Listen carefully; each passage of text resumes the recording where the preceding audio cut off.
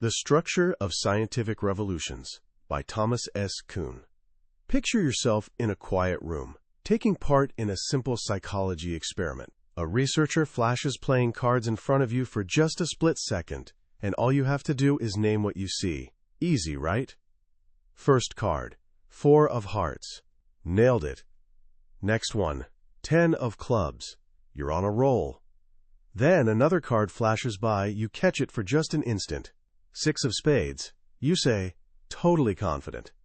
But the researcher stays silent. He flashes it again, holding it up a bit longer this time. You squint. 6 of spades. But wait. Something feels weird. There's this unsettling flicker of wrongness. You can't quite nail down what's bothering you. He shows it a third time, for a full second, and that's when your brain short-circuits. The card is definitely a 6 of spades. Except it's red. A red 6 of spades. Your mind scrambles. You've seen thousands of playing cards in your lifetime. Spades are black. Hearts are red. That's not even a rule you consciously think about. It's just reality. For a moment, you're completely unmoored. In the actual experiment, one person, after seeing several of these impossible cards, actually cried out in genuine panic. I can't make the suit out. Whatever it is. I'm not even sure now what a spade looks like. My God! That moment of total disorientation? That's the beating heart of one of the 20th century's most mind-bending books, The Structure of Scientific Revolutions by Thomas S. Kuhn. Published way back in 1962, this wasn't supposed to be a blockbuster. It started as a technical piece for an academic encyclopedia. Kuhn, a physicist who'd fallen head over heels for the history of science, figured he was writing for maybe a few hundred historians and philosophers. Instead, the book exploded. It sold over 1 million copies and been translated into dozens of languages. Terms he coined, like paradigm and paradigm shift, escaped the ivory tower and now get tossed around by everyone from Silicon Valley entrepreneurs to football commentators. Why did it take off like that? Because this book reveals a secret about how the world actually changes. It demolishes the comforting story we've all absorbed since childhood, the idea that progress is this smooth, inevitable march toward truth. Kuhn shows us that's not remotely how it works, not in science, and maybe not anywhere else either. By the time we're done today, you'll understand this secret. You'll see that the biggest breakthroughs in human history didn't happen because someone carefully added another brick to the wall of knowledge. They happened because someone had the guts to see that red 6 of spades, to admit the world wasn't what they thought, and to tear down the entire wall and rebuild from scratch. This isn't just about science, it's a blueprint for revolution itself. We all carry around this mental image of how science works. It's pretty reassuring, actually. Picture a grand library of human knowledge stretching back through the centuries. Each generation of brilliant scientists, Aristotle, Galileo, Newton, Einstein, walks into this library, finds an empty shelf, and carefully places their new book of facts. They're patiently, methodically building the most complete collection of truths ever assembled. Each discovery is another brick placed carefully on top of the last, constructing this solid, unshakable tower of progress, reaching ever higher toward the ultimate truth. It's a beautiful story, and according to Thomas Kuhn, it's almost completely false. Kuhn trained as a physicist. He knew science from the inside, understood its power, its rigor. But when he started teaching the history of science to non-scientists, something weird happened. When he dove into old scientific texts, say, Aristotle's writings on physics, he realized they weren't just wrong in the way a modern textbook would be. They weren't merely missing a few facts. They were describing a completely alien universe with different rules, different questions, and an entirely different concept of what even counted as a good answer. It was like trying to understand baseball using basketball rules. Sure, there are players on a field competing, but the entire game is fundamentally different. This puzzle gnawed at him. If science was just steadily piling up facts, why did the past look so foreign? This question launched him on a journey that would completely reshape how we think about progress. He started by naming the game scientists play most of the time. He called it normal science. Now, normal might sound boring, but this is where almost all scientific work actually happens. Normal science, Kuhn explains, isn't about making earth-shattering discoveries. It's not about challenging the foundations of knowledge. Actually, it's the exact opposite. In his memorable phrase, it's puzzle solving. Imagine someone hands you a massive 1,000-piece jigsaw puzzle. You've got the box with a gorgeous mountain landscape printed on the cover.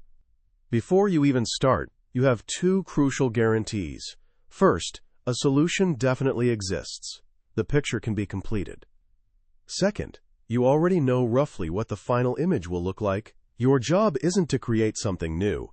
It's to use your skill, ingenuity, and patience to make the pieces fit the pre-existing picture. That box-top image, that shared vision, is what Kuhn calls a paradigm. A paradigm is way more than just a theory. It's an entire worldview shared by a community of scientists. It includes accepted laws, like Newton's F equals ma. It includes standard methods for applying those laws. It covers which instruments you should use and how to use them. It even includes unwritten rules about which questions are worth asking and what counts as a legitimate answer. For centuries, astronomers worked within the Ptolemaic paradigm, which placed Earth smack in the center of the universe. For astronomers inside that paradigm, their job wasn't to ask, is Earth really at the center? That was a given, like gravity pulling down. Their job was solving puzzles. They had to explain the weird looping motions of planets by adding clever little circles called epicycles to their models. The work was fantastically complex and challenging. They were fitting pieces into the picture on the box, the Earth-centered cosmos. And here's the genius of normal science. Because everyone agrees on the fundamentals, they can pour all their energy into the details. They can build incredibly precise instruments and perform mind-bogglingly complex calculations to solve puzzles that would be unthinkable without that shared foundation. They push the paradigm to its absolute limits, extending its reach and refining its accuracy. Normal science is a spectacularly efficient machine for cranking out knowledge within the rules of the game. It's cumulative, just like that old story of progress. It adds facts and solutions to the existing framework. But, and here's where it gets interesting, in the process of all that intense puzzle solving, something strange inevitably happens. A piece shows up that just won't fit. You try it one way. Doesn't work. You rotate it. Still nothing. You check the box top picture, and according to that image, this piece should definitely fit right here. But it doesn't. You assume you've screwed up. You're just solving the puzzle, not designing it. The mistake must be yours. So you, and maybe your colleagues, spend years, even decades, trying to jam that piece into place. This stubborn, ill-fitting puzzle piece is what Kuhn calls an anomaly. An anomaly isn't just a minor error or unsolved problem. Normal science is swimming in those. An anomaly is a deep, persistent violation of what the paradigm leads you to expect. It's a glitch in the matrix. Let's go back to that Ptolemaic model. For all its brilliance, it had anomalies. Predictions of where planets should appear never quite matched the best observations. For centuries, astronomers treated these as regular puzzles. They'd add another epicycle here, tweak a calculation there, trying to force the pieces to fit. But over time, the model became monstrously complicated. It was held together with intellectual duct tape. A 13th-century astronomer, Alfonso X, famously quipped that if he'd been present at creation, he would have given God some good advice on a simpler design for the universe. Awareness of the anomaly starts to spread. The puzzle-solving machinery of normal science, which is brilliant at refining the paradigm, turns out to be equally effective at finding its breaking points. By knowing exactly what to expect, scientists become the first to notice when nature refuses to play by the rules. This is when the mood shifts. A few anomalies can be brushed aside or left for future scientists with better tools. But when they pile up, when they strike at the paradigm's very heart, the community's confidence begins cracking.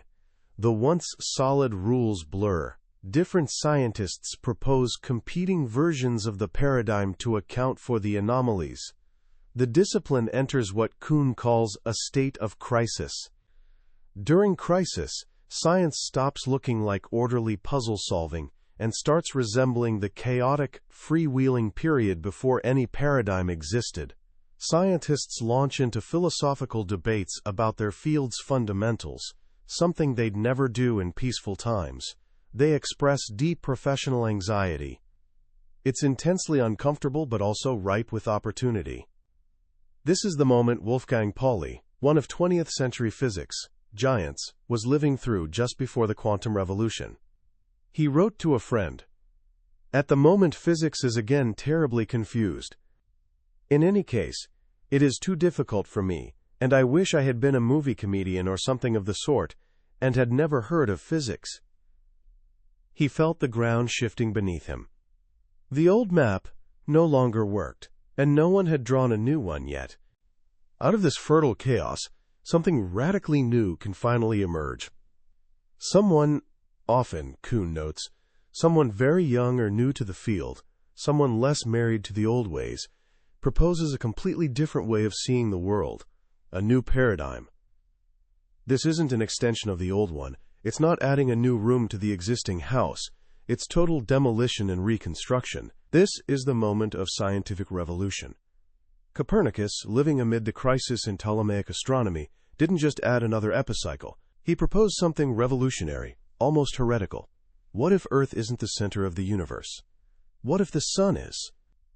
Switching the center point seems simple, but it changed absolutely everything. It wasn't just a new fact. It was a completely new way of seeing the entire cosmos. Kuhn argues this transition, this paradigm shift, isn't a logical, step-by-step process. You can't prove the new paradigm is better using the old paradigm's rules, because the new one throws out those very rules. The two paradigms are, in his famous term, incommensurable. They're not just different, they're different kinds of different. They judge the universe by entirely different standards. To a Ptolemy follower, a moving Earth wasn't merely wrong, it was absurd. Part of what the word Earth meant was fixed, unmoving center. Asking if Earth moved was like asking if circles could be square. It was contradictory by definition. Plus, the old paradigm had plenty of proofs. If Earth were hurtling through space, wouldn't we feel tremendous wind? Wouldn't objects thrown in the air get left behind? From inside the old paradigm, these were perfectly sensible, powerful arguments. The new Copernican paradigm had to redefine what words like Earth and motion even meant. It needed a completely new conceptual framework. Kuhn compares this shift to a gestalt switch. You know those optical illusions where you see either a duck or a rabbit in the same lines? You see one, then flip your perception to see the other, but you can't see both simultaneously. And once you flip, everything looks different. After Copernicus, astronomers still looked at the same sky, the same points of light. But they weren't seeing the same things. Where they once saw a planet, the sun, they now saw a star. Where they once saw Earth's orbiting celestial body, the moon, they now saw a satellite. For centuries, Western astronomers following Aristotle believed the heavens were perfect and unchanging. But in the half-century after Copernicus proposed his new paradigm, they suddenly started seeing change everywhere. New stars, supernovas, sunspots, comets passing through supposedly solid celestial spheres. The Chinese, whose cosmology didn't forbid celestial change, had recorded these phenomena for centuries. Western astronomers only started seeing them when their paradigm allowed them to. Kuhn puts it in a phrase that's shocked and fascinated people for over half a century. After a revolution, scientists work in a different world. Think about Galileo watching a swinging chandelier. An Aristotelian looking at the same thing would see something completely different. For him, a heavy object's nature was seeking its natural resting place at the universe's center. The swinging bob was simply a body falling with difficulty. The chain constrained it, so its motion was a tortured, complex path toward its final state, rest. The questions an Aristotelian might ask: how heavy is it? How far must it fall? How long until it finally stops? But Galileo, trained in a later tradition, including the concept of impetus, saw something else entirely. He didn't see a body struggling to stop. He saw a body trying to repeat its motion, a beautiful, symmetrical oscillation that would, in a perfect world, continue forever. He saw a pendulum, and because he saw a pendulum, he asked different questions. He measured the chain's length and each swing's duration. He discovered the pendulum's period, its rhythmic pulse. He found simple, elegant regularity where the Aristotelian saw only complex, impeded falling. They weren't just interpreting the same data differently, they were seeing different data. The very things they chose to measure, the relevant facts, differed because their paradigms differed. They practiced their trades in different worlds. This is incommensurability's deepest meaning. The debate between paradigms can't be settled by logic or experiment alone, because the two sides disagree on what counts as a good experiment, a valid question, or even a real problem. Each paradigm solves the problems it defines as important, while highlighting its rivals' failures. Proponents of old and new paradigms talk past each other, using identical words but meaning different things. So how does a new paradigm ever win? Kuhn's answer is deeply human. It's not about cold, hard proof. It's about persuasion and faith. The new paradigm usually wins because it can solve the one or two anomalies that drove the old paradigm into crisis. That's its key selling point. But initially, the new paradigm is often clumsy and incomplete. It solved a few big problems but created many new ones, and can't yet explain everything the old paradigm handled. When Copernicus first proposed his system, it wasn't actually more accurate than Ptolemy's. It was just, to some people, more aesthetically pleasing, more elegant. Choosing a new paradigm is a leap of faith. It's betting on future promise, not past achievement. That's why revolutions are often led by young people. They have less to lose, less investment in the old way of seeing. Max Planck, another quantum mechanics founder, put it bluntly: a new scientific truth does not triumph by convincing its opponents and making them see the light, but rather because its opponents eventually die, and a new generation grows up that is familiar with it. It's a slow, generational shift. Initially, only a few pioneers adopt the new view. They work on it, develop it, demonstrate what it can do. They make it more powerful, more precise. They solve more and more puzzles with it. Slowly, more scientists convert, like a gradual shift in professional allegiances. Eventually, a tipping point arrives, and the new paradigm becomes the new normal. And then the most remarkable thing happens. The revolution gets written out of the history books. New textbooks are written from the new paradigm's perspective. They present the new worldview as the one true way. The science's history gets reconstructed to look like a straight, linear path leading directly to the present. Galileo is presented as if he were just a proto-Newton, discovering laws Newton would later perfect. The messy, chaotic, revolutionary struggle gets smoothed over, made to look like the logical, inevitable next step. The revolution, in a sense, becomes invisible. This brings us to the final, profound question. If science isn't marching toward one ultimate truth, then what is progress? Is it just an illusion? Kuhn says no. Progress is real, but we've been thinking about it wrong. We imagine progress as evolution toward some predetermined, perfect endpoint, like a perfect representation of nature's true reality.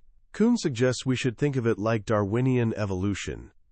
Darwin's theory of natural selection was shocking because it had no goal. There was no grand plan for evolution to produce humanity. Instead, it was simply a process of change driven by survival in a given environment. It's evolution from what exists, not toward what's destined to be. Organisms become better and better adapted to solving their particular niche's problems. Scientific progress works the same way. Revolution is selection by conflict. The fittest paradigm, the one best at solving puzzles the community finds most pressing, is the one that survives. We don't get closer and closer to some ultimate truth about what's really there. Einstein's universe, with its curved spacetime, isn't necessarily a truer picture of reality than Newton's, with its absolute space and distance action gravity. In some ways, Kuhn notes, Einstein's view is actually closer to Aristotle's than to Newton's. But it's undoubtedly a better tool. It's a superior instrument for solving modern physics puzzles, from Mercury's motion to black holes' existence. Each paradigm shift equips the scientific community with a more powerful, precise tool for puzzle solving within its new environment. The puzzles change, the world changes, but the ability to solve them improves. Progress, then, isn't about approaching truth. It's about getting better at the game. And this, Kuhn suggests, is why science is so uniquely powerful. It's developed a social structure. This cycle of tradition-bound normal science punctuated by revolutionary breaks, that's a supremely efficient mechanism for doing exactly that. It creates a community that can work with incredible focus and then, when necessary, has the capacity to tear everything down and start fresh, equipped with an even more powerful way of seeing. The story of science isn't a quiet, steady climb. It's a series of explosive, world-changing revolutions, separated by long periods of peaceful, focused work. It's a story of seeing, and then learning to see again. At its heart, it's the story of the red six of spades. When you first encounter the ideas in the structure of scientific revolutions, it can feel unsettling. The thought that science doesn't march steadily toward a final objective truth can feel like losing your footing. It seems to crack open the door to anything-goes relativism, the idea that one theory is just as good as another. But that's not remotely what Kuhn is saying. What makes this book so powerful, and why it's resonated far beyond the history of science, is that it gives us a much more honest, more human, and ultimately more useful picture of how real change happens. It's not clean, it's not purely logical. It's a messy, passionate, and deeply courageous struggle to see the world in a new way. And this lesson is incredibly relevant to you right now, because you have paradigms too. We all do. You've got a set of core beliefs, assumptions, and models about how the world works, how people behave, and most importantly, who you are and what you're capable of. This personal paradigm is your box top. It shapes what you see, what you believe is possible, and the kinds of puzzles you think are worth solving in your own life. Most of the time, this is helpful. Your paradigm lets you navigate the world without questioning every single thing from first principles every morning. It lets you get on with the normal science of your life, going to school, making friends, learning skills. But what happens when you hit an anomaly? What happens when you work as hard as you can, follow all the rules you've been given, but don't get the results you expect? What happens when a relationship fails, a school project falls flat, or you feel persistently unhappy even when everything on the surface seems fine? These are your anomalies. The typical response is assuming the fault is yours.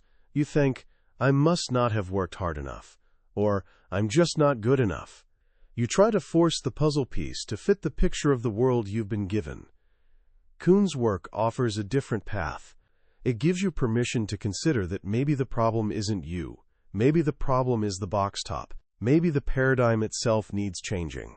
The moment of crisis in your own life, that period of confusion, anxiety, and feeling lost, might not signal failure. It might be the necessary prelude to revolution. It's the ground softening, preparing for breakthrough. So how can you apply this powerful idea? Here are a couple thoughts. First, learn to recognize your own personal anomalies. Pay attention to areas of your life with persistent friction, where your expectations constantly get violated. Don't dismiss these as mere mistakes. Get curious about them. These are clues pointing to your current worldview's limits. They're the red sixes of spades in your own life. Second, have the courage to question the game's rules. Paradigms we inherit from family, culture, and education are powerful, but they're not absolute truth. They're just one way of seeing. The greatest innovators in any field are people who can step outside the current paradigm and ask, what if we played a completely different game? When you feel stuck, don't just ask, how can I try harder? Ask, what hidden assumptions am I making right now? What if the opposite were true? Finally, understand that real change is a leap of faith. It's an identity shift. Just as scientists had to learn to see a pendulum instead of a falling stone, you might need to learn to see yourself not as someone who's bad at math, but as someone who's learning. Not as someone who's shy, but as someone who's thoughtful. This isn't just positive thinking. It's changing the very data you collect about yourself. When you change your paradigm about who you are, you start seeing confirming evidence everywhere. You start living in a different world. That was our deep dive into The Structure of Scientific Revolutions by Thomas Kuhn. We've explored the core cycle of how science, and maybe progress itself, truly happens. But listening to a summary is like looking at a map of a beautiful country.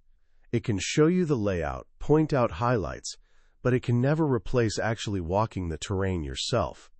This book's real power lies in wrestling with its ideas, in letting its challenging perspectives sink in and change how you see things.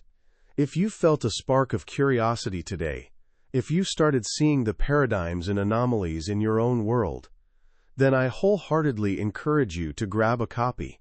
Reading it isn't just an intellectual exercise. It's an invitation to see the world with new eyes, and that's an experience that can fundamentally alter your life's course. You can find a link to the book in the description below. And if you found this journey valuable, please hit that like button and subscribe to the channel. That way, you won't miss our next exploration into another transformative book that shaped the minds of the world's most successful people. Let's keep questioning, keep learning, and keep growing together.